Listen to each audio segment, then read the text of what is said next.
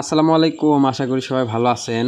একদিনের হাঁসের বাচ্চা পালন আমরা যেসব ছোটোখাটো ভুল করি সেটা হচ্ছে আমরা অনেকেই হাঁসের বাচ্চা ব্রুডিং অবস্থায় তাপ কম থাকায় দেখা যায় বাচ্চাগুলো এক জায়গায় গাদাগাদি করে থাকে।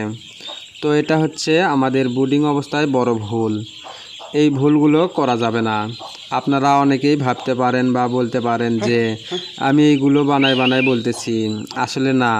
আমি আমার খামারে যেসব বিষয়ের বাস্তবতার প্রমাণ পাই সেই সব বিষয়গুলোই আপনাদের সাথে শেয়ার করি, যাতে এই ভুলগুলো আপনাদের না হয়। তাই তীব্র গরমেও হাঁসের বাচ্চার তাপের প্রয়োজন, হয়তোবা সেটা দিনে না রাতে।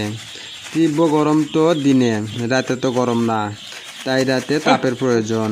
যদি রাতে আমার মতন তাপ কম দেন তাহলে এই রকম গাদাগাদি করে থাকার কারণে বাচ্চা দেখবেন মারা যাবে। বাল্ব লাগবে 2টা, আমি এখানে বাল্ব দিয়েছি 1টা। তো আমি ভাবতেছি এটা আমার ভুল না, এটা আমার একটি শিক্ষা।